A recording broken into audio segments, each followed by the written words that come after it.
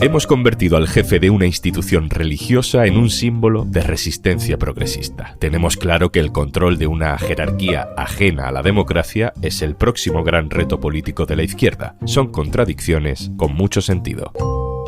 Soy Juan Luis Sánchez. Hoy en Un Tema al Día. Más papistas que el Papa.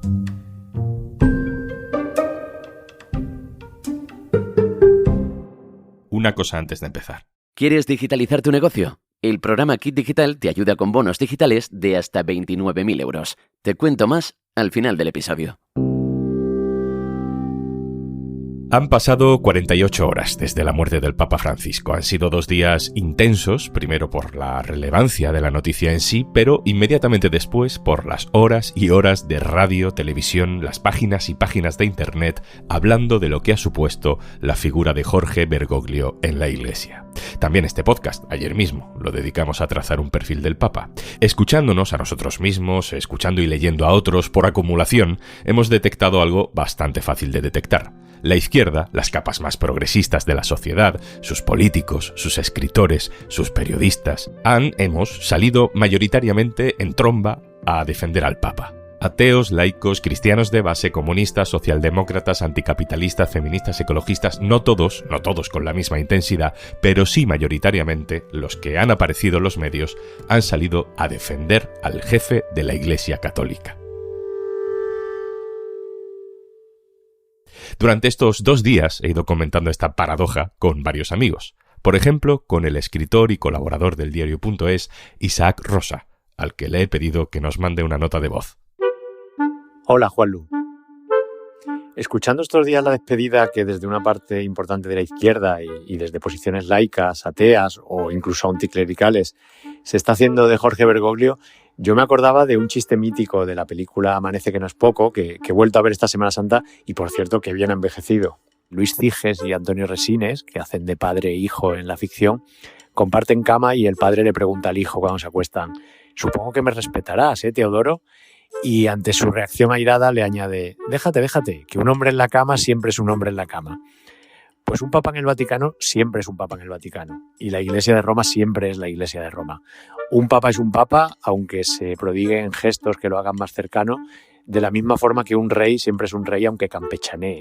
Y hago esta comparación porque el enamoramiento de la izquierda con Bergoglio, que no es ahora en su muerte, sino que lo ha sido durante todo su papado, a mí me recordaba cuando en la transición y los primeros años de democracia el rey Juan Carlos era tan querido por los no monárquicos que se decían juancarlistas, incluso sin renunciar a sus convicciones republicanas, olvidando que un rey en el trono es siempre un rey en el trono, que la monarquía sigue siendo monarquía y que además un Borbón, ya hemos visto que siempre acaba borboneando. Pues lo mismo con los papas. La Iglesia de Roma sigue siendo la Iglesia de Roma, con pocas variaciones desde hace siglos, y poco ha cambiado en lo sustancial en estos 12 años de papado. Yo creo que el entusiasmo desde posiciones progresistas con Bergoglio tiene más que ver con su capacidad comunicativa y hasta publicitaria, pero sin que en la práctica se haya traducido en verdaderos cambios en la Iglesia y en los que realmente no fue más allá del discurso, que hay que valorarlo, por supuesto, pero que no deja de ser solo un discurso. Yo puedo comprender que la izquierda, en un momento de desconcierto total como el que vivimos, se agarre a cualquier cosa, incluido un papa con apariencia progresista en el que cree ver un aliado. Y por supuesto en la Iglesia, entre sus creyentes y hasta entre sus miembros, hay muchas personas progresistas y no sobra nadie para el tiempo que vivimos, para levantar las resistencias que necesitamos. Pero insisto, no lo olvidemos, un papa es un papa y también Jorge Bergoglio. Es fácil estar de acuerdo con Isaac, sobre todo si nos atrapa con una comparación tan poderosa como la del rey emérito, pero su nota me deja ganas de más. Hoy queremos entender mejor, no para llegar a ninguna conclusión de blanco o negro, sino por pensar y compartir qué significa para la izquierda laica, esta necesidad de defender al Papa Francisco, cuando estaba vivo y ahora que está muerto. Así que hemos recopilado varias opiniones, reflexiones, sensaciones de diferentes voces. Hay 2 académicos que acaban de salir de la política, Alberto Garzón y María Eugenia Rodríguez Palop. Hay 2 periodistas, Jordi Évole y Raquel Marcos Oliva. Y hay un filósofo, Santiago Albarrico. Hola Juanlu, ¿qué tal? Empezamos por Alberto Garzón. Creo que aquí lo importante es entender desde el principio que la Iglesia, como cualquier otra institución, y sobre todo aquellas que tienen más poder, encarnan sus propias contradicciones y que en su seno se encuentra desde elementos tanto materiales, personas, como ideológicos, discursos reaccionarios, como también progresistas, y que en esa batalla, que es una batalla de poder, no es solo material, es también ideológica, en este último Papa ha expresado claramente una inclinación que en aspectos y dimensiones como la ecología o como el conflicto capital-trabajo se encuentran claramente en unas coordenadas más de izquierdas, lo que ha permitido generar esa simpatía por parte de la izquierda internacional que se ve reconocida en esos discursos frente a unas fuerzas reaccionarias que seguramente pues, se han opuesto con tanta fiereza precisamente porque saben lo que estaba en juego. Hay un argumento común entre los defensores de defender a Bergoglio sin tanto remilgo. Levantaba banderas que son claras banderas de la izquierda. Y por tanto, con su margen, que era el que era, fue un papa que ha ayudado a crear conciencia sobre determinados asuntos. Rodríguez Palop. Hola, Juanlu. Es evidente que el Papa Francisco ha cambiado el signo de la Iglesia y la relación de la Iglesia con el mundo. Ahí está el apoyo unánime que ha recibido por parte de las izquierdas, como el desprecio unánime que ha recibido por parte de las derechas más radicalizadas vinculadas al Opus Dei. Hola, Juanlu. Raquel Marcos. En su última encíclica, que es Fratelli Tutti, ahí sí carga contra el neoliberalismo, carga contra el consumismo, incluso llega a decir que la propiedad privada tiene que estar al servicio de los fines sociales. En un tema muy importante para él, carga contra la deshumanización de las personas migrantes, que ha sido un aspecto muy esencial de su papado, pero más que ser progresista recupera la doctrina social de la Iglesia, del cristianismo, que ha estado siempre ahí, el estar al lado de los desposeídos, de los pobres, de los que sufren, y eso es lo que hace él, no se mueve en el eje izquierda-derecha, sino que recupera un poco el cristianismo de base. Jordi Évole. Yo del Papa Francisco destacaría el camino que abrió, un camino que no estaba marcado y que suponía una vuelta de la Iglesia a sus orígenes, sobre todo pensando en los más desfavorecidos, en los pobres, en los refugiados, en los migrantes. Para nosotros ha sido un referente moral y ético en un momento muy difícil para el sentido común y para los derechos humanos en el mundo. Santiago Albarrico. Hola, Juanlu. Verás, hay curas anticlericales. Yo creo que el Papa Francisco era fundamentalmente un cura anticlerical, atrapado en todo caso en un aparato clerical, en una institución mastodóntica que es muy difícil reformar. Ha sido el Papa de todos, un Papa jesuítico, franciscano, cristiano. Y bueno, cuando ha bajado el agua, a muchas autoridades eclesiásticas y políticas se les han visto las vergüenzas. Yo creo que ha quedado claro que había demasiados mercaderes en el templo.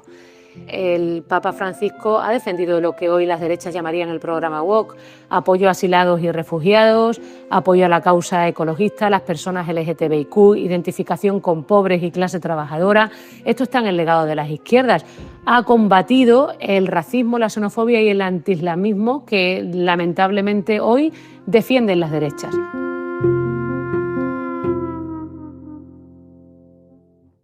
Al Papa Francisco se le puede ver de una manera y de la contraria. Todo depende del nivel de exigencia.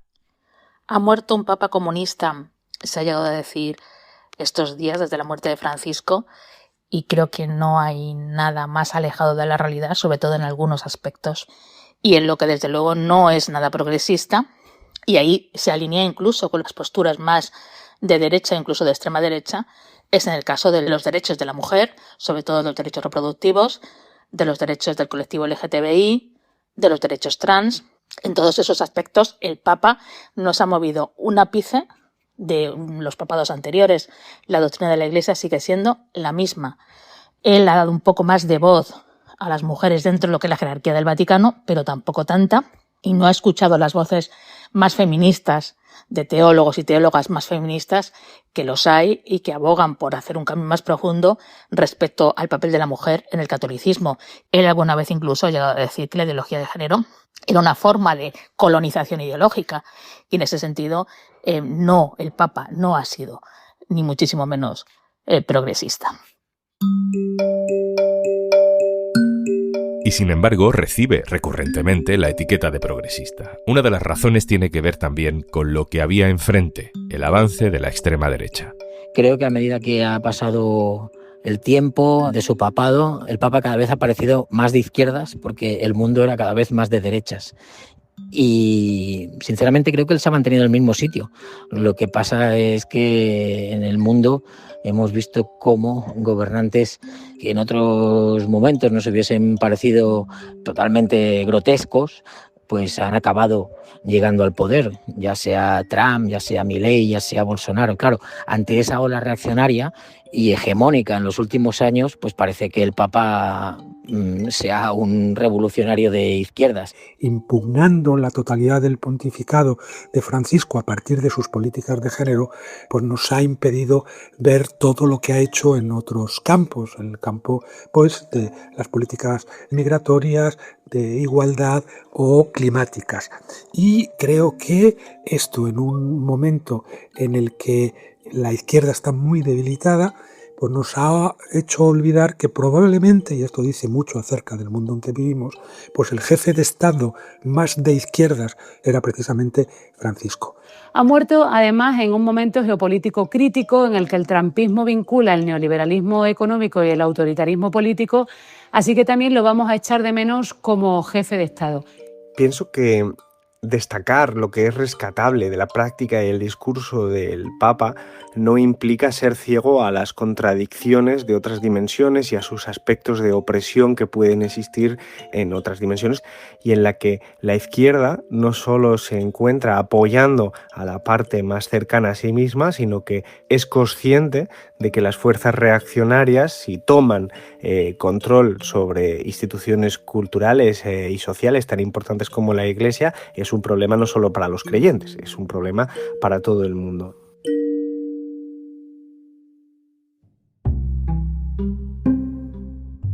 ¿Era entonces Jorge Bergoglio un conservador vestido de papa progresista? ¿Era un papa transversal porque se adaptó al populismo de una época y luego esa época desapareció? ¿Puede la izquierda decir, era uno de los nuestros? Nos ha dado a las izquierdas dos oportunidades. En primer lugar, hacer una lectura más incluyente, más inclusiva y más porosa de la Iglesia Católica, y en segundo lugar, plantear soluciones también al hambre de espiritualidad que existe hoy en el mundo. Yo creo que frente a la incertidumbre y el caos, las derechas están ofreciendo una lectura represiva de los enclaves seguros, uno de los cuales es sin duda el que representa la Iglesia. Hemos acabado refugiándonos o bien en esquemas geopolíticos del siglo XX, olvidándonos de algo que hace en cambio muy bien la derecha, que es explorar los territorios y enlazarlos en un marco de luchas globales. Y creo que mientras que la ultraderecha ha entendido muy bien que tiene que buscar alianzas para avanzar en esa internacional trumpista, creo que deberíamos entender que en el contexto de debilidad de la izquierda, de avance de la ultraderecha, de desigualdad creciente, de polarización creciente y de deriva religiosa de la batalla cultural, nos conviene mucho tener un Vaticano progresista.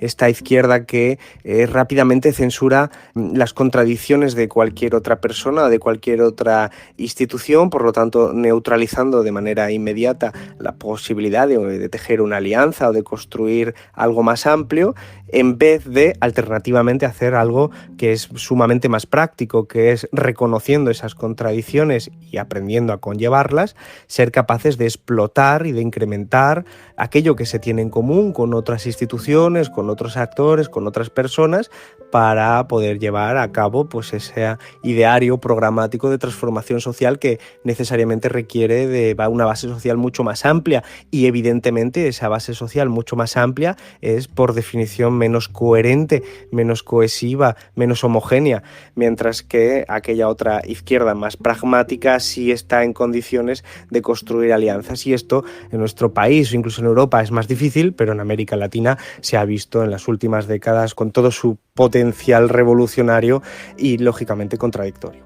No podemos ofrecer la nada, ni un programa estrictamente ateo y materialista, sino una propuesta que dé también respuesta pues, al desasosiego que se ha impuesto en buena parte de nuestra sociedad. En fin, yo no sé si estoy tan de acuerdo, te soy sincera, en aquello de a Dios lo que es de Dios y a César lo que es del César, porque creo que en el espacio de lo público y de lo político han de discutirse también cuestiones relativas a la vida buena.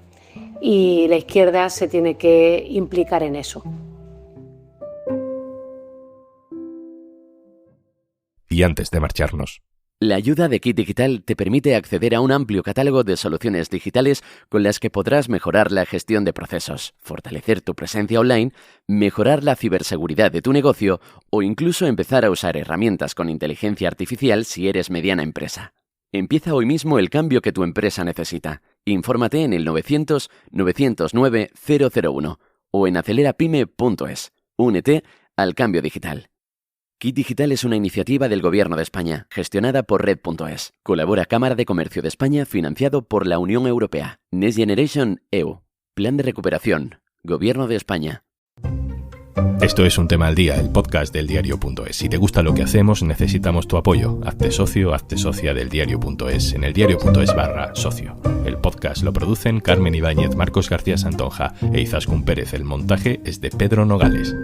Yo soy Juan Luis Sánchez. Mañana, otro tema.